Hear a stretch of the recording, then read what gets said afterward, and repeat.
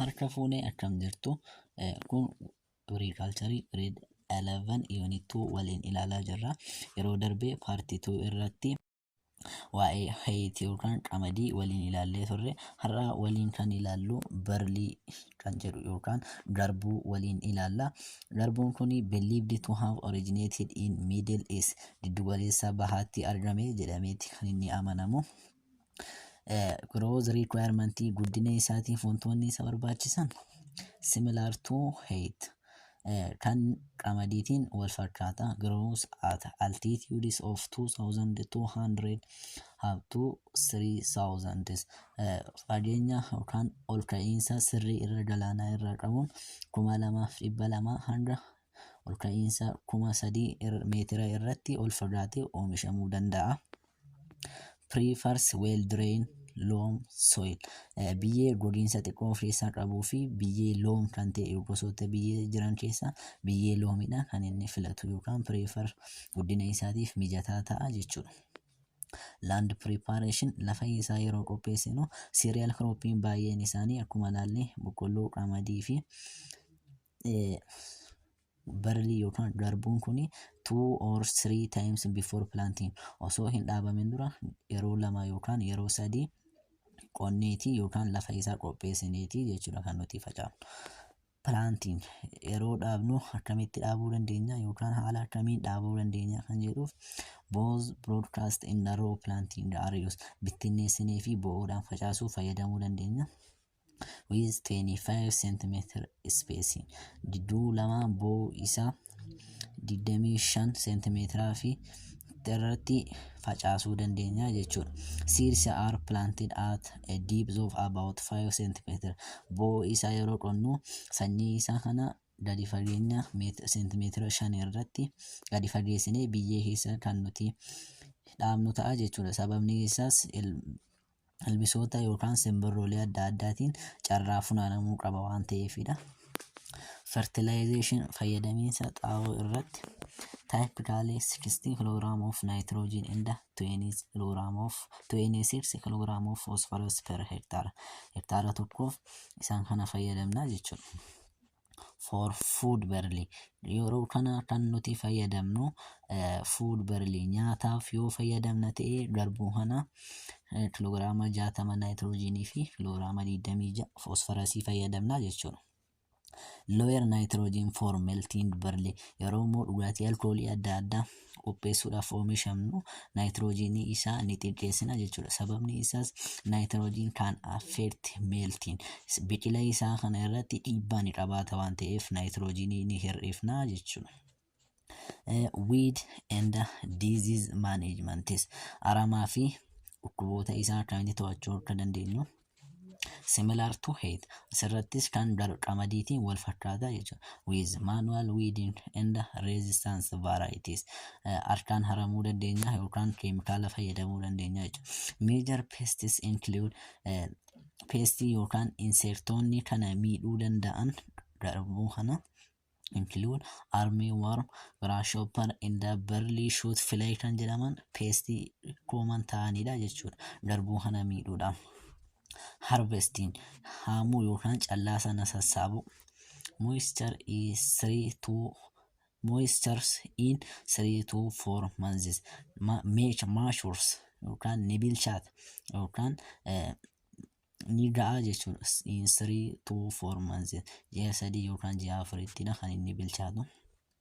Ready when the plant turns yellow, yeroo bifti isaa keelloo uffate yookaan kara keellootti jijjiirame haamuudhaaf ni ga'a jechuudha.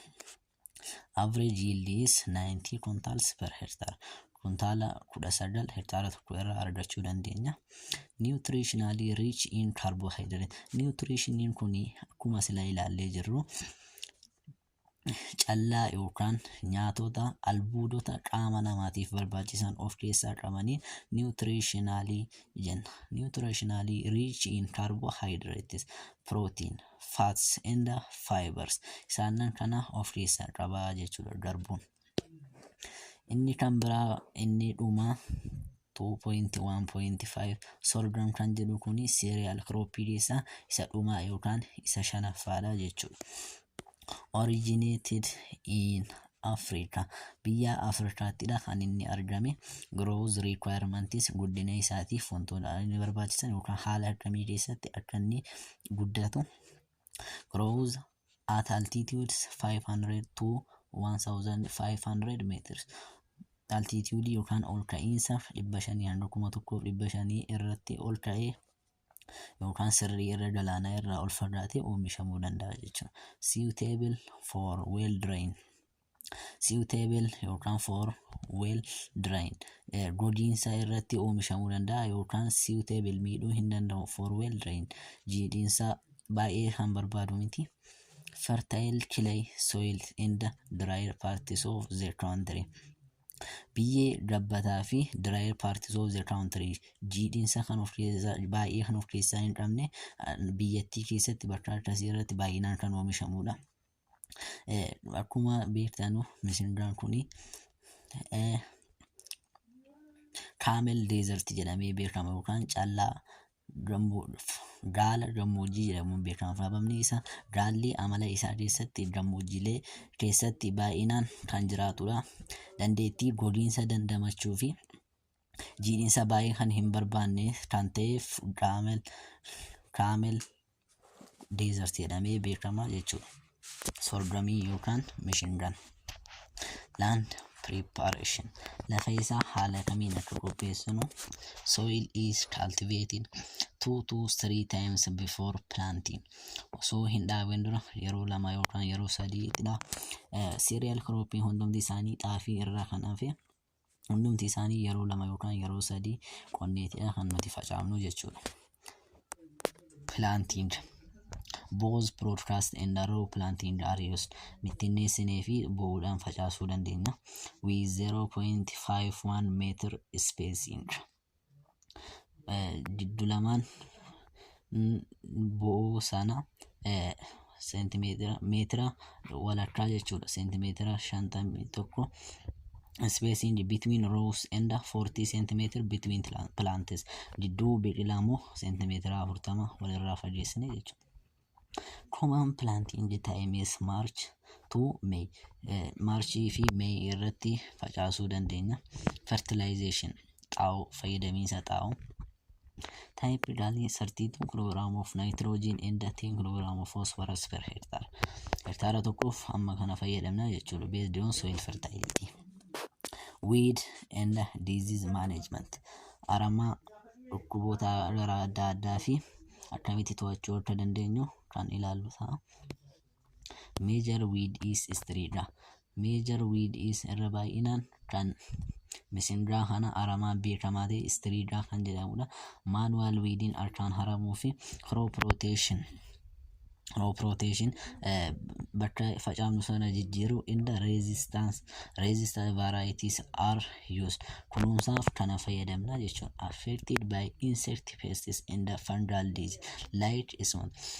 Misingaan kun yookaan affected by insect pests insektoota yookaan nyaattoo ilbisootaatiin miidhamuu danda'a. In the fungal disease like smooth. Kanas qoricha aramaa yookaan aramaa qulqulleessinee farra aramaas fayyadamne insektii kanallee to'achuu dandeenya jechuudha. Harvesting. Haamuu yookaan callaa sana sassaabuu. Measure about 4 months.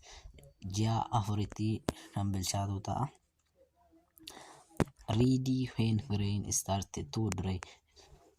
Kan haamiinsaaf kan inni ga'u when grain started to dry. Yeroo hundeen yookaan jirmi muki misingaa sun goguu jalqabedha. Average yield is 32 quintals per hectare. Kuntaala 23 hektaara tokko irraa argachuu dandeenya jechuudha. Mata duree inni kan lammaffaan unit 2 kana jala field crop yeroo qoqqoodnu cereal croppii fi pulse crop or legume jennee kan qoonnee ilaalledha.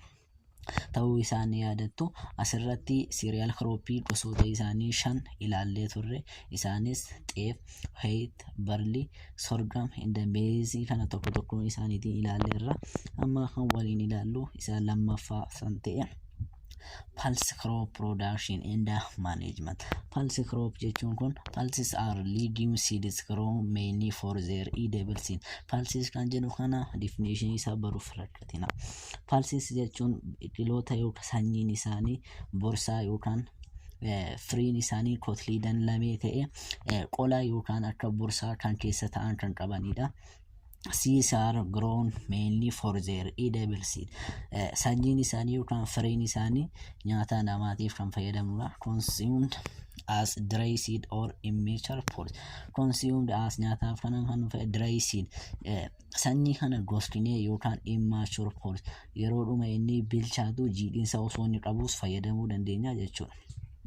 They are also used as animal feed. Nyaata animal yookaan nyaata bineeldotaas ta'anis ni gargaaru jechuudha.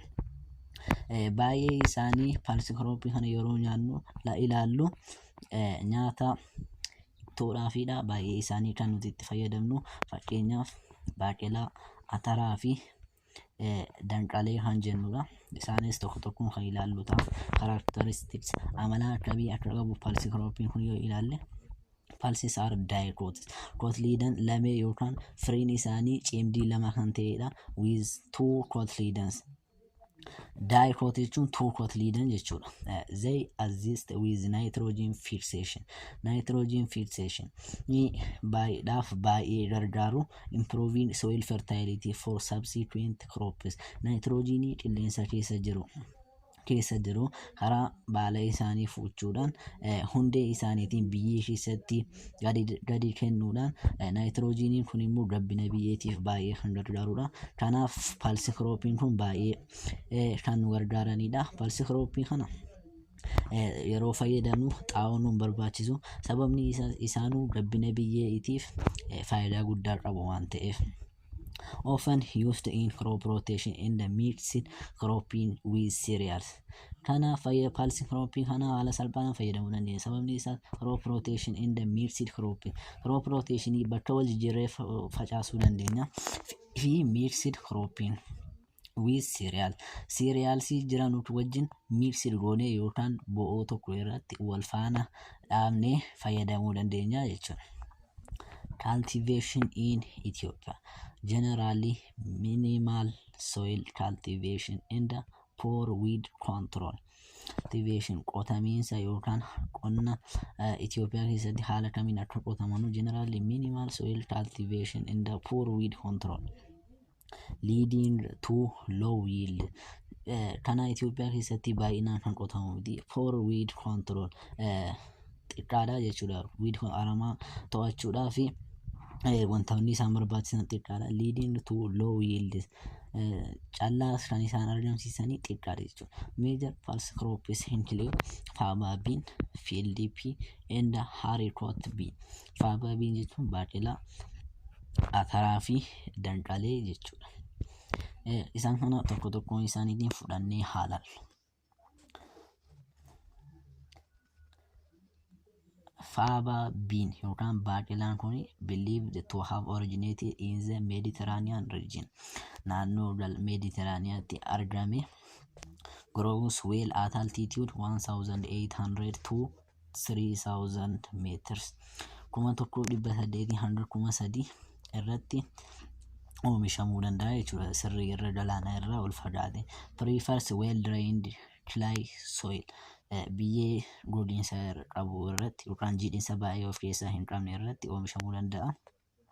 Both broadcasting and row planting are used with 40 cm spacing between rows and 5 to 10 cm between plants. Kun ilaalaa turre waan ta'eef kun salphaadha. Weed insect pest and disease management. Asirratti wanti hafee jiru fertilizationidha. Fertilizationii akkuma sila isiniin jedhee pulse crop kana irratti fertilization yookaan xaa'oo hin fayyadamnu jechuudha. Weed insect pest and disease management affected by weeds. Aramaadhaan miidhamuu carraa baay'ee bal'aa qabu. Fungal disease akkasumas dhibee fangasiitiin saaxilamuu danda'u. And insects like African bollworm and aphids. Insektota kanneen kanaanis miidhamuu danda'u. Control involves Control involves to'annoo isaanii kun karaa kamiin gaggeeffamuu danda'a? Hand weeding harkaan haramu, crop rotation bakka facaasnu sana wal jijjiiru, clean seed bed madabii yookaan bakka irra facaasnu sana qulqulleessu, in the chemical keemikaala fayyadamuu dandeenya jechuudha. Inni kan biraa harvesting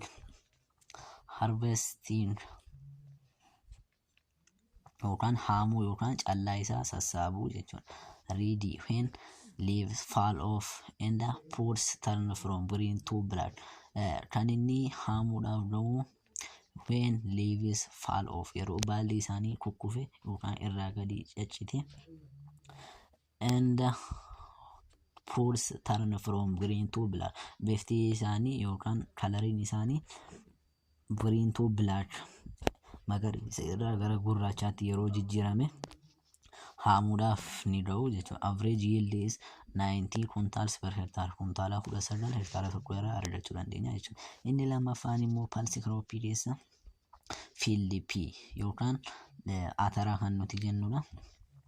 Produced for its protein rich, kan inni purpose yookaan gaheen inni oomishamu produced for its protein rich, proteinii baay'ee of keessaa kuufate waan qabuufidha kan nuti oomishnu.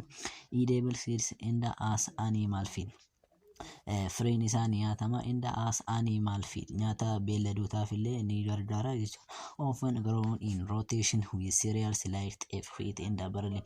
Atarri kuni rotation jechuun with cereals, cerealota kanneen akka teef, wheat and barley isaan kana wajjin yeroo tokko yookaan wal faana facaasuu ni dandeenya jechuudha. Growth requirements, guddina isaatii wantoonni barbaachisan grows well at altitude 1800 to 3000 meters. The planting, both broadcast and the raw planting are used. Bittinneessinee fi bo'oodhaan facaasuu dandeenya. With 30 cm spacing between rows, fageenya giddu lamaan row 5 hanga 10 cm between plant kana irratti facaasuu dandeenya.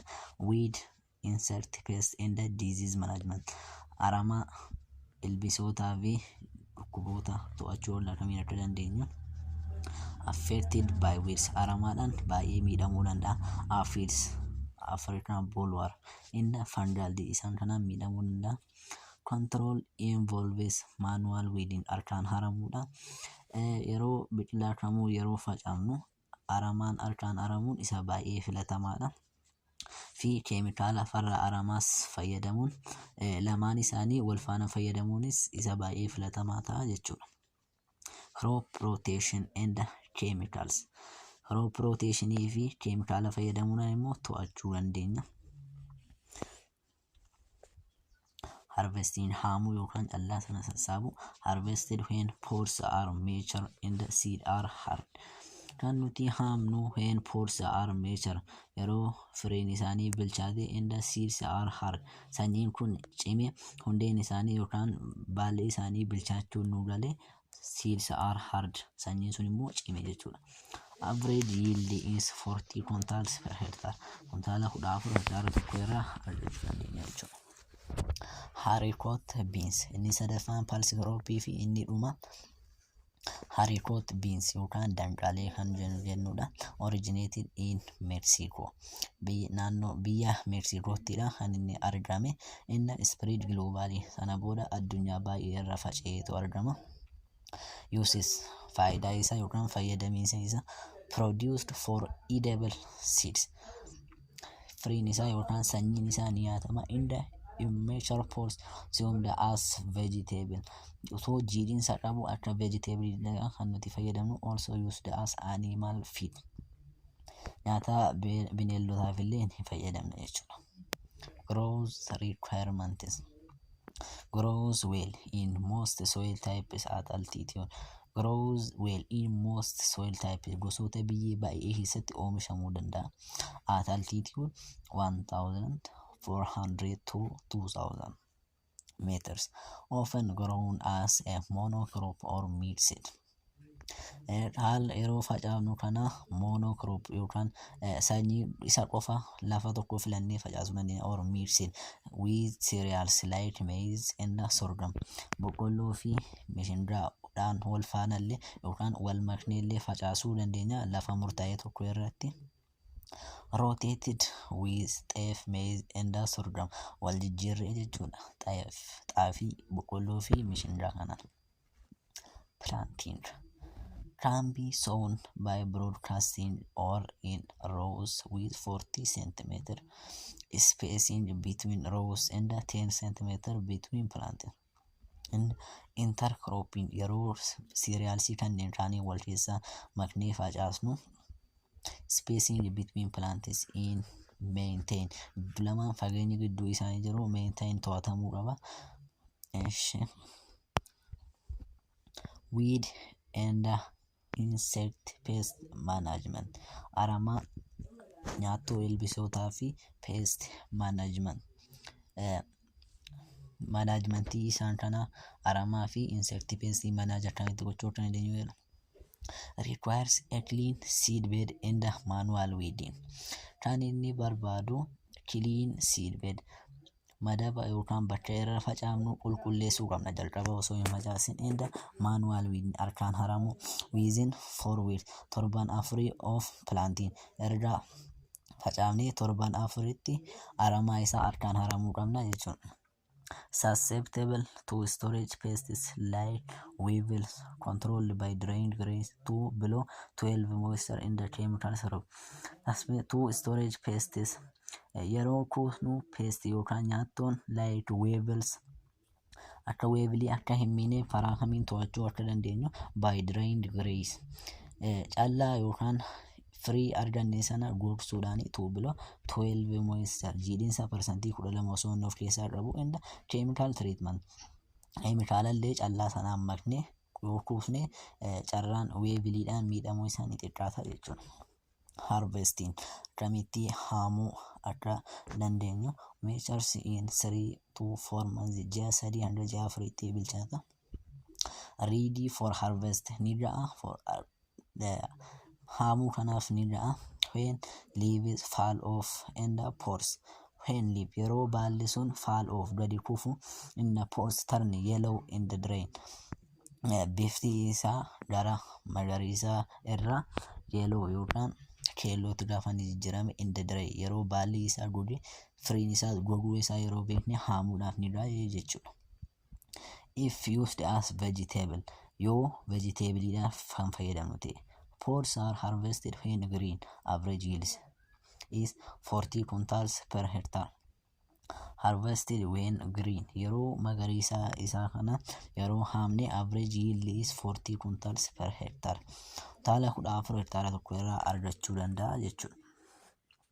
Unit 2 kana keessatti wantoonni nuti waliin ilaalle cereal croppii fi pulse crop kan jedhu ilaalleerra. Inni kun unit summary cereals jedhee wantoota baay'ee kaasee jira kana ofii keessanii ilaaluu dandeessu jechuudha.